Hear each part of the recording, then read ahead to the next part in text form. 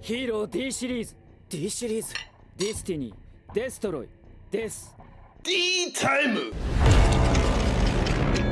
It's D タイム。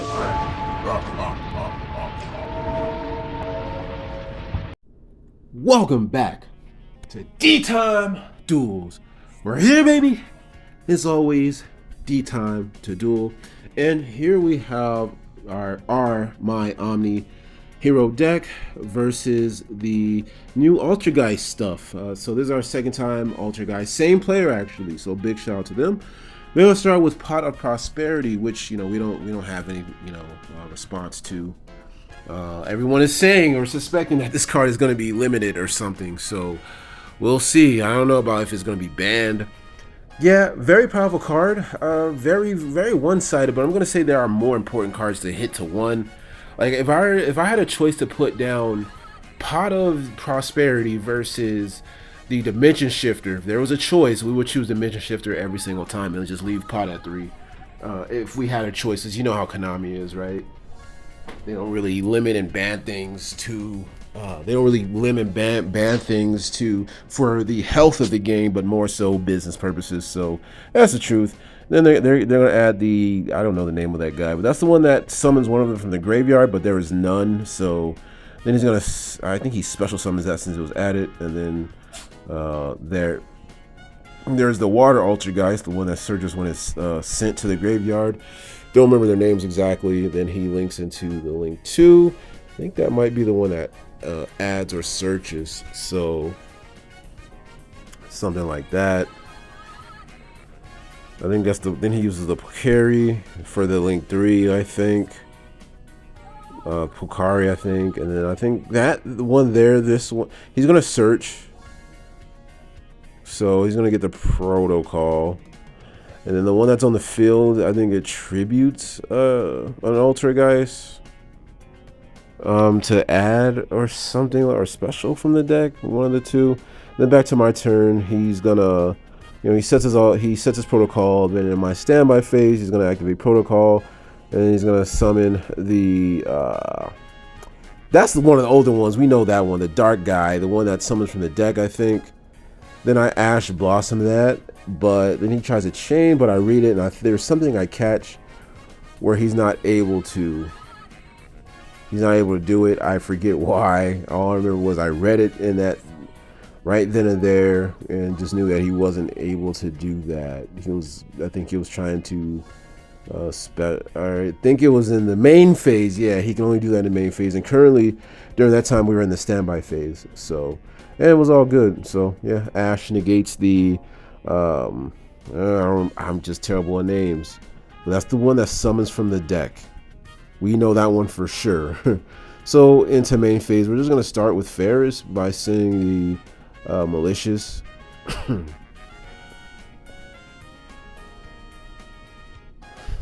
of course we're gonna have to deal with like protocol and whatnot, and then the Ferris is fine to go through. You guys see the Joel. Actually, we weren't even maining Joel. We actually forgot to unside. So yeah, we just forgot to unside. Not only that, but we didn't pick up any of our side deck cards. So locals. Then we're gonna go ahead and normal summon Stratos to destroy, spell a trap, thus forcing the protocol to negate and destroy our Stratos. Then I'm just thinking in terms of like max utility. So then we're just gonna go ahead and chain the increase and send the Stratos instead. So we forced out the, now the Stratos is still going to be negated and destroyed, but we still managed to force out the protocol. Then we summon the increase, and then increase summon the Vion. Then Vion dump the Shadow Mist, just fine. Then we get the Liquid Soldier. No Joel, fortunately, because that would hurt really bad. Then we're going to go ahead and banish the Stratos from the graveyard, get the Polymerization from deck to hand. And I think we go ahead and link those two off. And we go ahead and bring out the Infernal Divisor. And then we're going to reveal and add the Shining, or reveal the Shining, add the Vanilla Neos. And I think I have Malicious in the graveyard, so Yeah, we're gonna link those two away for the Wonder Driver. Guys, I think I want to go back to Neos pretty soon. So for the next tournament, we'll spin around back to Neos. I have a new deck profile for you guys coming probably Monday on the main channel, which should be tagged in the title of this video. So if you want to see the deck profile of that and to this deck, it's over at the original D-Time Duels. However, you guys see we're bringing out our Infernal Rage, getting our Chain Link 1, 2, 3, being the Wonder Driver Chainlink 1, Liquid Soldier Chainlink 2, and Chainlink 3, the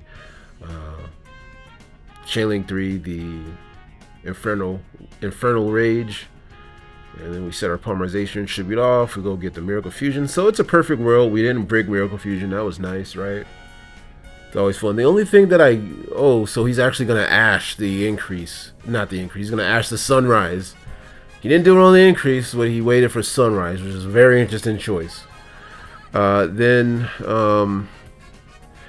at that point, it's just kind of, well, I mean, we do like Miracle Fusion, but it's okay.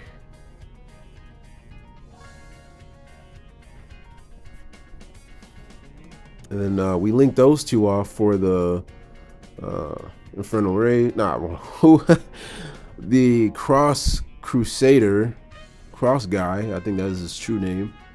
Polymerization between a Destiny Hero being the Denier and the level 6 or higher hero, the Sunrise. Bring out It's Me, DPE. I think we are actually just gonna straight up go for game. I'm thinking in terms of next turn as well, shutting it down. But I mean, we get up to 3 pops, dude. You know, strictly speaking, with next turn. But I don't think there's gonna be one. Then we're gonna go Malicious. We brought back Denier as well. We're gonna, oh man, what? 4 Link summons? That's a 4th Link summon, man. This deck is crazy. Omni Hero is crazy. 4 Link summons and like 3 fusion monsters on the brought out. Like what? This deck is crazy. As you guys see, this is actually enough for game because the Dread Decimator, and then the DPE just we're gonna swing over. They're gonna take 23 directly with the Denier because the Denier is being pumped up by the Dread Decimator. This is why oh my goodness, man. Dread Decimator is broken. Just how he stacks with the other heroes that he points to, it's more than enough for game. And then he's gonna summon the Pukari in defense, but it doesn't matter because, like, okay, he's gonna take piercing, right? So let's do this right. So watch. So the Dread Decimator is gonna attack the one with 0 defense, so he takes the 37 to the face. Then the DPE is gonna activate and blow that guy up. I don't think he activates this turn, and then that would be 25, or not 25, like 30 something direct game. So yeah, that was absolutely crazy. And yeah, if you guys are enjoying what you guys are seeing, please give us a thumbs up and comment it's D time. Leave a comment it's D time down in the comments, and subscribe. It really helps us out. Thank you guys very much. Hopping into game number 2. Okay, and here we are in game number 2, and we are forced to go second. So they get the I think that's that glare is just kind of wild, man. They get the Altergeist, who sets a trap from the deck, so even if we wanted to, we couldn't like Ash it. But we shortly learned that that's actually a combo piece because they're gonna go and activate it the same turn as set. They are able to do that. I have no hand traps. That's typical me though. You guys know me. We don't draw outs to stuff. That's just how we do that. You know, that's just me. I think they send the Pukari, and then it goes back to hand. What is going on? And then he links it off, using its effect to bring out the Altergeist, who adds from the deck to the hand, and then we just droll. I don't know how effective that is against this deck, considering that it kind of is a combo deck now. It's not really so much of a control deck like it once was. And then they get, I think that's the Multi-Faker is his name. I think Multi-Faker is his name. It's gonna summon from the deck. Then they're gonna summon the water one. Then we're gonna go for a link to summon. Then he's gonna link those off. This is like an ultimate setup. Yeah, that's what it looks like. They play out of the graveyard pretty well. They're gonna set the I think it's a reborn. It basically is a trap. I think it special summons the one in the graveyard. It's kind of like a Call of the Hunted, I believe, for Altergeist. So then they're gonna try to pop, but they can't because they are under Droll, and I did not forget. So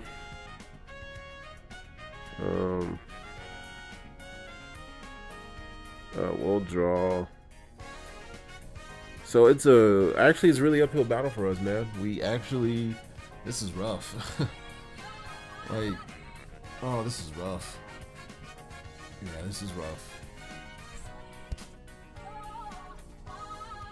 So I'm just reading stuff. It doesn't feel very good. It doesn't feel very strong on our end here. Like, it's just one of those games, once again, where you just kind of know you're not going to be able to play your way through, and you're looking at the clock and you're like, it's better if I just scoop to save time. I'll try to play a little bit just to feel it out and see if I can try to, you know, elbow my way back into the game, but I just feel so far behind with no real, like, tools to deal with that. So we Hero live Stratos. Of course, look, we hard draw the favorite contact. That's the problem with this deck. It's just too many one-offs with this deck, right? It'll draw the Miracle Fusion, favorite contact, sometimes the Neos, which is not the worst draw. It depends on the hand, but it has a lot of one-ups where you just don't want to draw. If you're playing one increase, which I suggest you play two, I'm playing two. I'm just thinking about going to battle phase and thinking just to force the Silic or whatever his name is, the one that the win one who bounces, who spins a card back to the hand. But then we're just gonna go ahead and use the Ferris and then Ferris effect. And yeah, that's right. Yeah, we're under Droll. That's what kills us. It was the Droll. That is why we weren't really able to play. That's the true reason why we weren't able to play. I almost missed the Droll. We added with Stratos after Hero lives. We already paid half of our life points, and then they Drolled us. That hurts. So Droll this format, man, at least today was my worst enemy. Everybody's complaining about it. I'm not the only one. I'm not really complaining about Droll. It just sucks when it happens. I just don't like being Drolled like 4 times in one game. Literally, go watch the previous Pearly video. I got Drolled 4 times in one game. I just don't like being Drolled that often, man. That is when it's an issue, when I'm getting hit with it that often. So we just scoop, save time. We're not gonna play through that Droll and whatnot. So yeah, we're doing our siding, and we're gonna hop right on into game 3. So here we are in a game 3, and back to Droll. I get to go first this time, and we're just gonna emergency call and just see where the Droll is at, man. Look, we'll just play right into Droll. Let's get it. And there's no Droll, so hey, we hand check for Droll. We're good. We'll be playing through Ash, no problem. Normal summon Stratos, and then we go get our hero. But yeah, back to Droll, man. And you guys see the Ferris. I do predict Droll will eventually fall off, one way or the other. Either Konami's gonna force that to happen, or it's just gonna fall off, because Yu-Gi-Oh! It's very trendy. You guys notice that about Yu-Gi-Oh? It's just very trendy, right? Let's say one deck tops, or like there's like one hand trap that stops like a bunch of decks. That's just currently where we are right now. So Droll is currently one of those hand traps that stops a bunch of decks. Like I remember like a couple formats ago, not too long ago, Ash was absolutely insane. Now Ash is not as good. As like really low impact, and now it's Ash is hit or miss. But that card was crazy at one point. You guys remember that? But that just depends on the meta and, you know, things of that nature. And I think Droll is one of those cards where it's super swingy throughout the format and throughout formats. And I think it can't stay in as a stable hand trap forever. It just can't. And that's just Yu-Gi-Oh, right? But we're just doing our standard typical E-Hero line, as you guys can see. Infernal Rage, the Infernal Divisor, Infernal Rage, Polymerization, and everything is fine. Going off without a hitch. Channeling 1-2, Liquid Soldier, and the as 1, and Channeling 2, Infernal Rage. Discard the Malicious, which is just absolutely insane. Then we're gonna link those 2 off for the the Wonder Driver, and then we use the Infernal Rage, tribute himself off to summon the Sunrise. 1/2, well, you know, Wonder, Chainlink 1, Chainlink 2, Sunrise. Get Miracle Fusion, we get our polymerization set. Absolutely crazy. But back to what I was saying about Joel and Logbird, I just don't see it staying in forever. I just don't. I don't see it staying in forever. Like, either by way of Konami, they're gonna have to address it, like maybe putting it down to 1 or 2 or something like that. Because Vanadium, that's a new product, and they, you know, Konami, they want that deck to play, right? They want you to be able to use that deck, and you really can't do too much all the time under that, right? So, and it's just, it's when you get hit by it, and I'm doing it too, so I'm not innocent either. But when you get hit by it, it's just kind of like hitting on your hand. It's just so swingy. It's so I don't see it staying in the game forever. I think this, either we're gonna get off of it because it's super trendy, and you guys see where it's me DPE, bring our D Hero line. I don't see it staying in forever like that. It's just one of those revolving hand traps where it's hot and then it's not, because, you know, again, Yu-Gi-Oh is very, it's fickle, it's trendy. So I'm gonna watch Pac be decided, like, yeah, I decided not to play Droll. I got first place in the field of this tournament. I decided not to play Droll because it's not good anymore because XYZ. Then watch it fall off. That's just Yu-Gi-Oh, right? So, and I think we're gonna get more decks that probably play around Droll, things like that, that don't really rely on Droll. We're gonna summon Plasma in defense mode. This hand was insane. We don't Dark Angel because when he goes a pot, that's fine, but we have to Ash that. So the DPE comes back. Well, yeah. So we're gonna end on a Shining Neo set, which is the favorite contact, DPE, and the Plasma in defense mode because we're afraid of Lightning Storm. I don't know. But we're gonna have to Ash the Prosperity. Then he's gonna Imperm. We had the right idea, at least, right? With Dark Ruler, right? We had the right idea that he was gonna do something like that. And instead it was an Imperm, summons that thing, fine. We're chilling. We have like 3 pops. We're still chilling. The only thing that we're afraid of is Tactics Talents. That's the only thing we're afraid of. He summons with just DPE. Then he's gonna go ahead and add, and that's totally fine. Then he's gonna special, and then special back, and then in resolution, we're gonna go ahead and favorite contact and hit those 2 with the Shining Neos. You guys are gonna see, totally fine because he's already normal summoned. And then he already used the water Altergeist's effect when it's sent to the graveyard to add that thing from the deck to the hand. It special summons and then recurs from the graveyard, and then the Shining Neos is gonna pop those 2, and that's it. You already normal and use that card's effect to special, and we have a safe Plasma. I think he's only able to bring back 1 because of the Plasma, actually. So we did end up catching that. Our DP is back. He's just moving a bit too quick here. That's okay. You know, nerves, time, things like that. It happens. But that's not on the field, by the way, the water. Yeah, because the Plasma negates it. So good catch on him, because we're just moving kind of fast in time. Mistakes happen, especially towards the end of the game. So, but yeah, that's going to do it for this game, guys. So appreciate you guys. I love you guys. I'm going to catch you guys. And then